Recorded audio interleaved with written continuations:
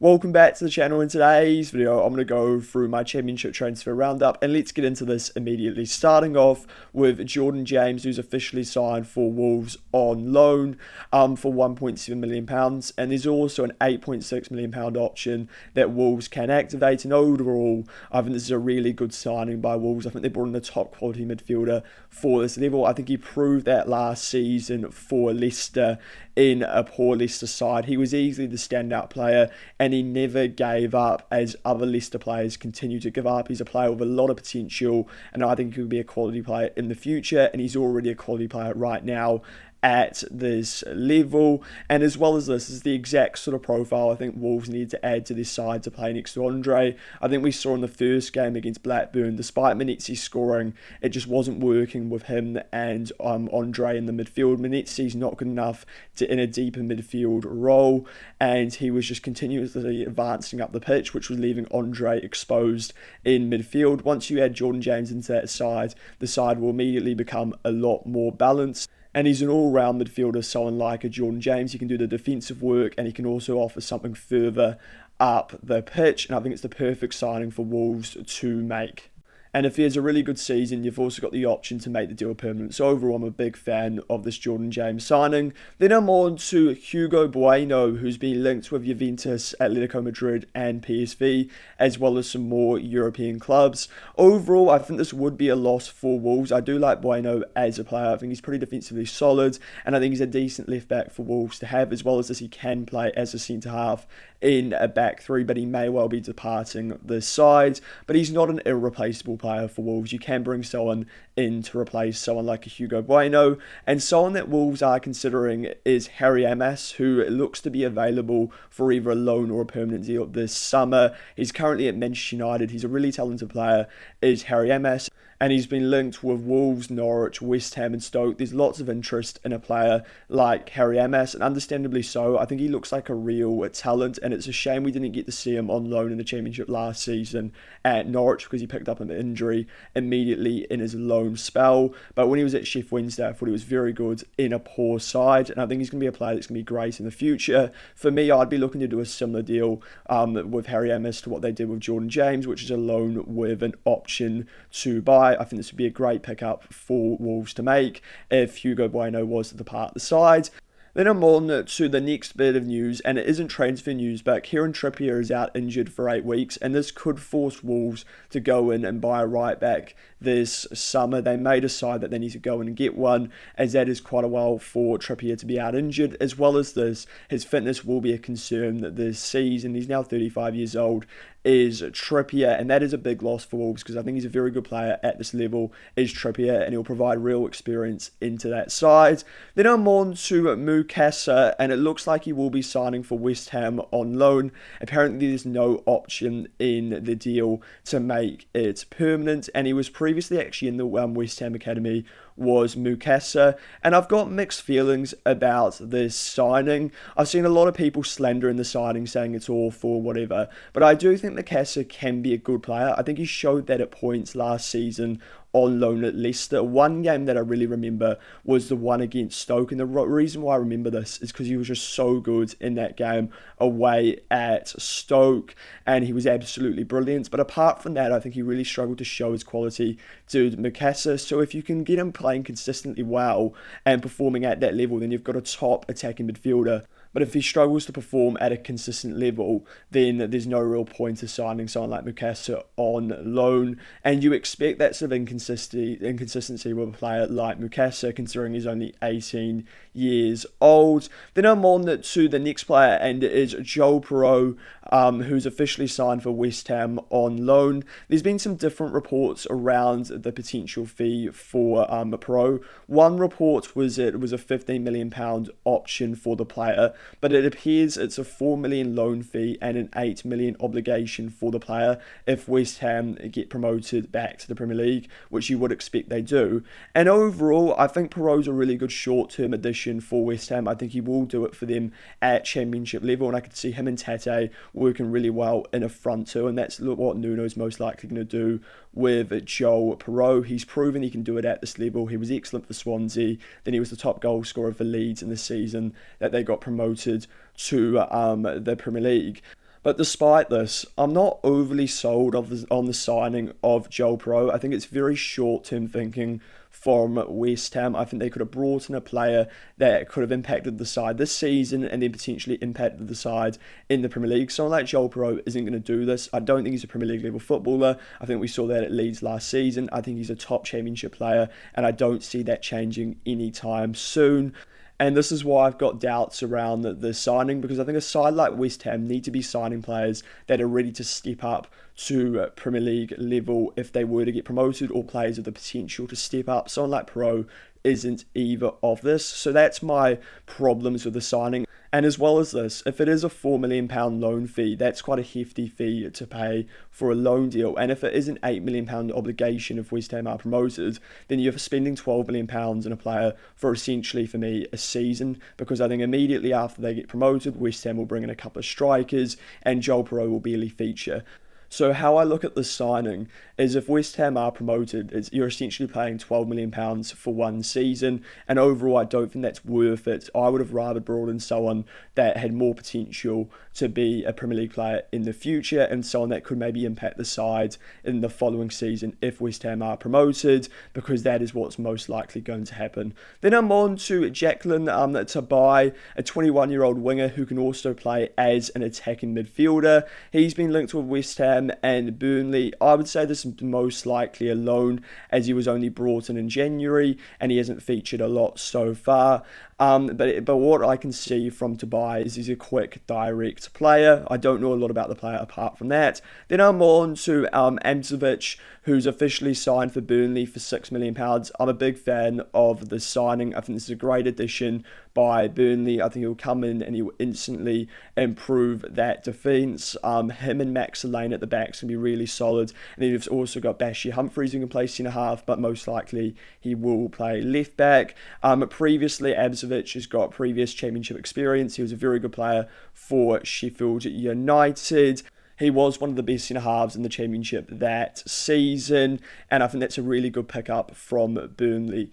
Then I'm on to Gregorio Cordet, who's a 27-year-old British goalkeeper. He's officially signed for Burnley for around £3.5 million.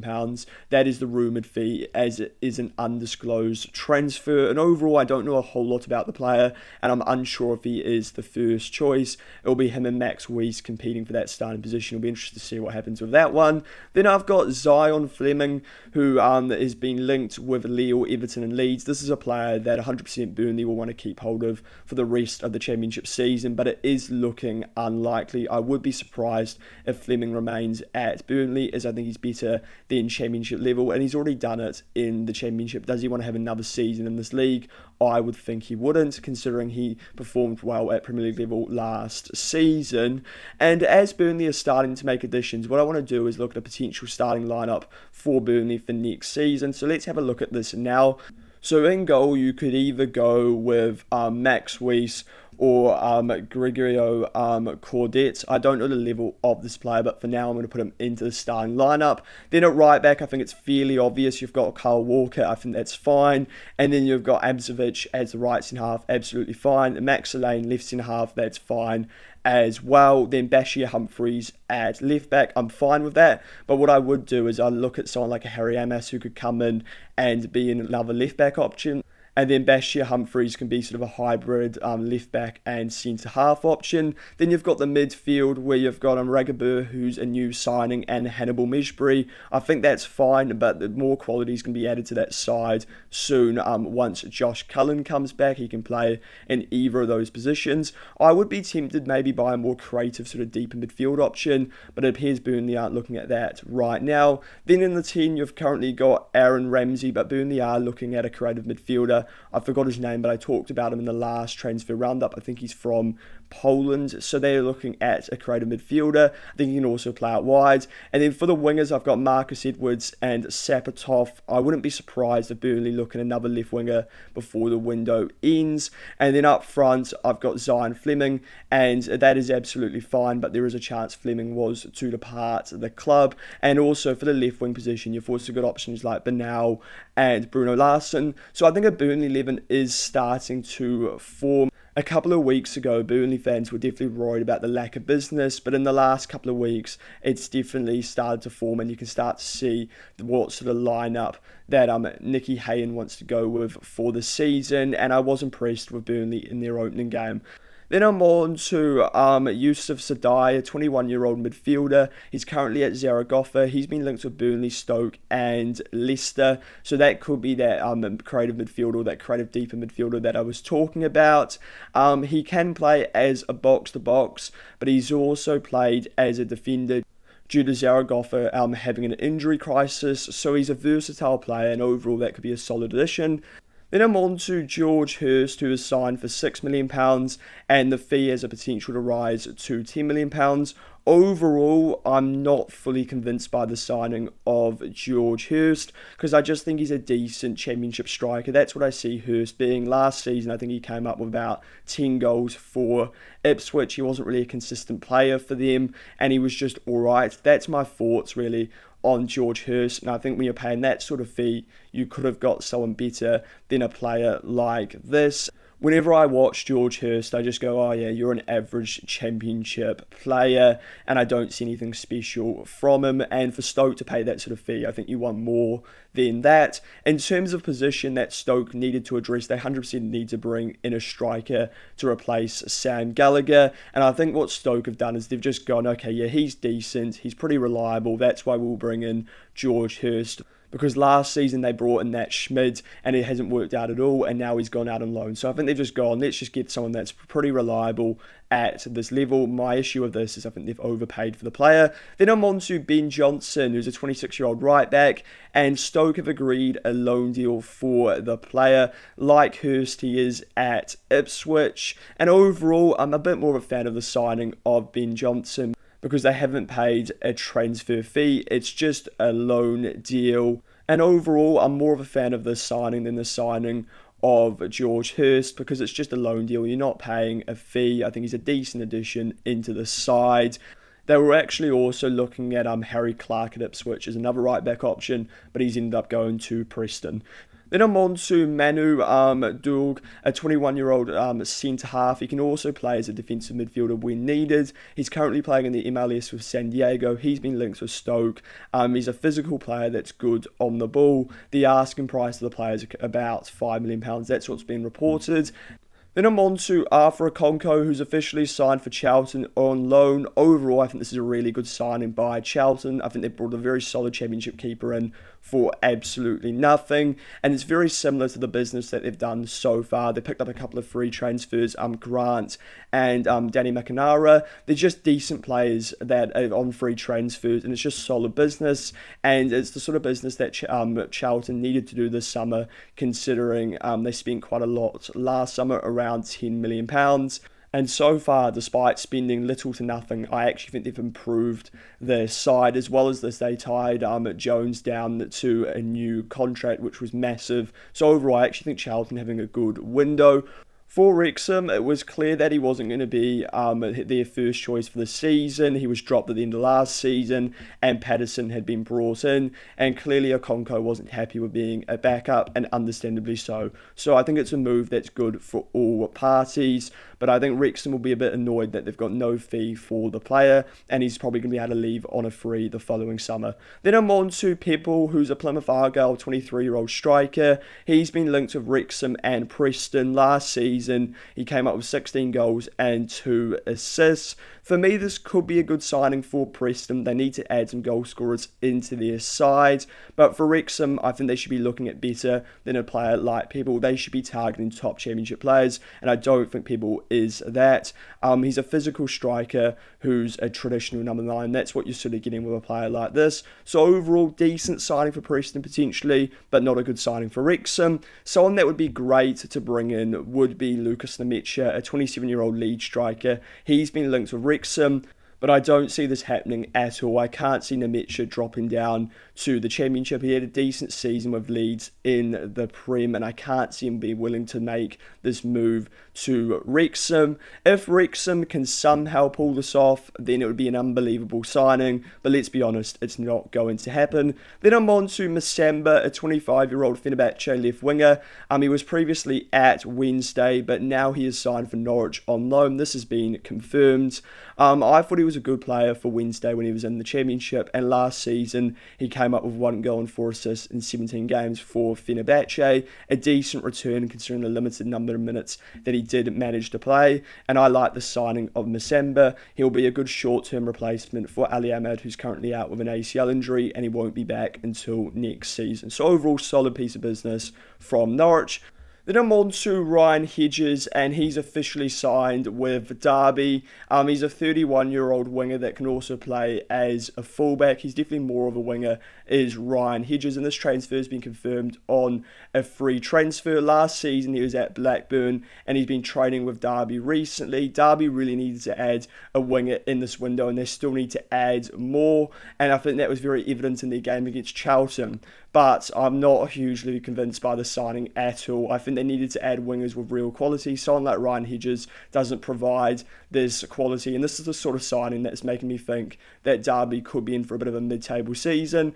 And this is a real shame because they've got a good manager in John Eustace who could definitely push Derby into the playoffs, but he's going to need quality to do this, and someone like Ryan Hedges doesn't provide that quality. As well as this, what Derby fans won't be happy with the signing, it was actually stated that Ryan Hedges was only training with Derby. He wasn't going to be signed permanently, but Derby ended up signing permanently. Obviously, Eustace will state that he's trained really well, he deserves the contract, but in reality, it's because Derby have decided that they don't want to spend more on a different alternative. And the other reason why I think they've had to end up going for Ryan Hedges is because Derby haven't been able to bring in that investment, which was potentially going to happen this summer, and that would have allowed them to go in and probably get better players than someone like a Ryan Hedges. So overall, it's a really disappointing signing for Derby, and I just don't see this working out at all.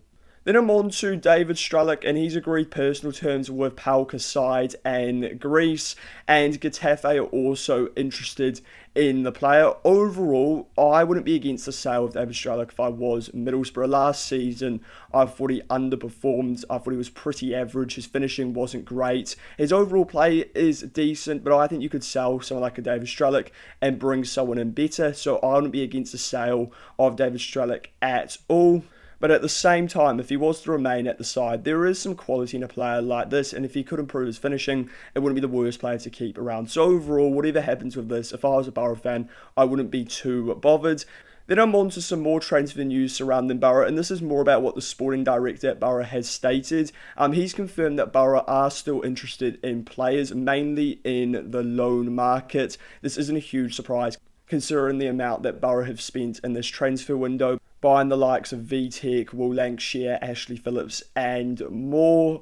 And for me, if where Borough need to still add before the window ends is the winger position, I'm not convinced by Whittaker at all. And I also think they could use some depth in a couple of positions. But overall, I think Borough looking really good.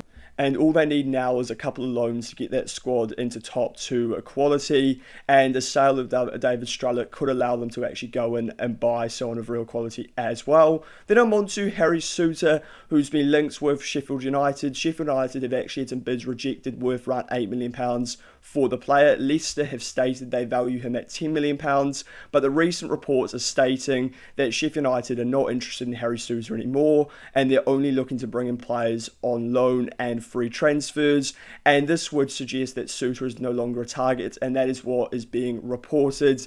This is a loss because I thought Souttar would have been a really good addition for Sheffield United to make, but my real concern is around the statement saying that Sheffield United are unwilling or unable to spend in this window, and that is a real concern because the finances at Sheffield United are clearly not good. As well as this, there's been some discussion around a potential points deduction for Sheffield United, which involves some dealings with a previous owner. So Sheffield United could be in for a really difficult season here, and they could end up being in a relegation battle if they're not careful. Wrexham and West Ham have also been interested in Harry Souttar. For me, this would be the perfect signing for Wrexham to make. He'd be the perfect central centre-half. He's a leader. He'd really suit the Parky system, and he's brilliant in the air. He's great in the tackle. He's great at making blocks. He's everything you want, I think, in a Parky central centre-half. For West Ham, I think they probably want someone a bit more mobile than someone like Souttar. And this player that could be that more mobile centre-half could be Ahmedhodzic, who has been linked with West Ham as well as Coventry and Aston Villa. Villa have now actually made an £18 million bid for the player plus add-ons, but it has been rejected. Benfica were also interested in the player, and Saints rejected a £17 million bid for the player. But it appears Benfica have moved on because they've confirmed the signing of Chicharati, who would be the alternative to Ahmedhodzic. And from what I can see from this, I would be surprised if Ahmedhodzic is still at Southampton by the end of the window. I think he will now go to Aston Villa. I think the attraction of Villa's really got to interest someone like Ahmedhodzic. They're currently in the Champions League. They'll definitely be able to offer him more wages. And there have been some reports stating that Ahmedhodzic does want to leave. And I think that's a big loss for Southampton, but it's not a loss that anybody will be that surprised by. Then I'm on to Anel Ahmedhodžić, a 23-year-old centre-half. He plays for Bristol in Portugal. He's been linked with Saints, Rangers and Saint Etienne. He's previously played for Brighton. He's a physically strong and comfortable with the ball at his feet is Anel Ahmedhodžić, and he could be the potential replacement for Ahmedhodzic, and I wouldn't be surprised if that is the player because it's quite a similar profile. And as I was already saying, I'm pretty sure Southampton would have some candidates lined up in case he was to depart, as it was likely to happen this summer. Then I'm on to Ruben Rodriguez, who's officially signed a new contract at Bolton. Overall, this is good news for everyone. He's a good player at Bolton, is Ruben Rodriguez, a dangerous attacking midfielder, and he also deserves this new deal. As well as this, he's previously performed well in the Championship for Oxford. Then I'm on to Luke Chambers, who's a 22-year-old left back. He's currently at Liverpool. Last season he was on loan at Charlton, and overall he was solid for them. He was on loan for the second half of the season, and he's also had quite a good pre-season for Liverpool, and Pompey and Blackburn have been linked to the player.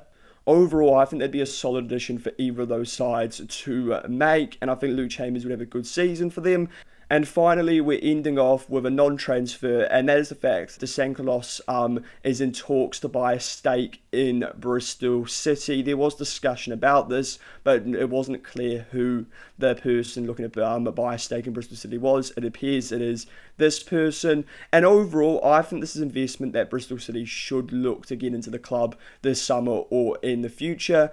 Because for me, Bristol City are going to need that investment to go to the next level. For quite a few seasons now, they've just been a solid Championship side, but they've been unable to make that step up to the Premier League. New investment could allow this to happen. As well as this, I think Bristol City would like some assistance doing this. They've already spent quite a bit this summer, and overall I actually think they have spent their money well, despite buying a lot of players from League One and bringing in Skabala from League One. And for Bristol City to do this, they're going to need to keep doing this and more. A new investment could allow them to achieve this. So that is the end of this video. Please let me know your thoughts on it. Where do you agree? Where do you disagree? What transfer rumours have I missed? And if you enjoyed this video, it'd be great if you subscribe to the YouTube channel as well as liking the video.